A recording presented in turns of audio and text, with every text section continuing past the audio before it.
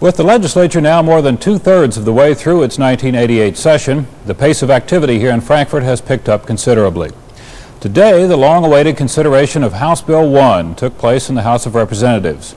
That legislation would place an amendment on the ballot next November to allow the General Assembly to establish a statewide lottery in Kentucky. Floor Amendment number 3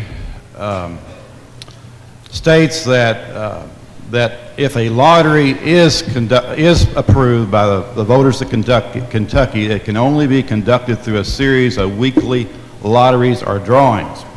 I had the clerk pass out on your desk an article that was in the New York Times in September 1982. And I'd just like to briefly quote from it. It says, "You activate the game by inserting coins. If you win, sirens and bells go off and the machine issues you a ticket for a cash prize.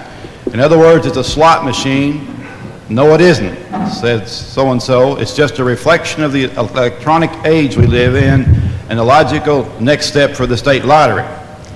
And then it goes on in the last paragraph. It says, "In approving the state lottery in 1969, the Atlantic City casinos in 1976, the New Jersey legislature never envisioned slot machines all over the state.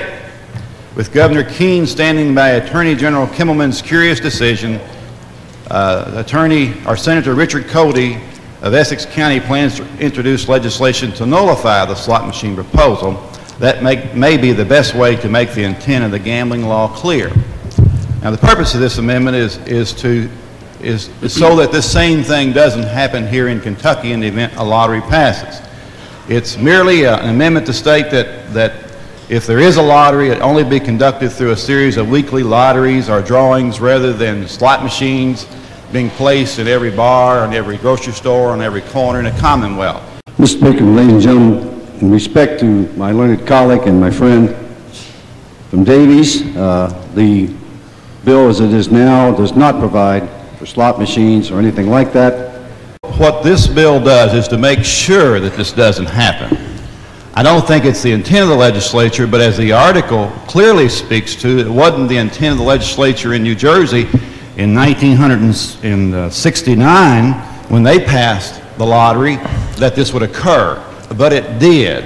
It was left to the interpretation of the bureaucracy who run the state lottery in New Jersey. That's how they interpreted, and as a result, that's what occurred. And what I'm saying to you is we do not want this to happen in Kentucky. I don't think there's anyone in this House that wants it to happen. The bill as it is now does not provide for slot machines or anything like that.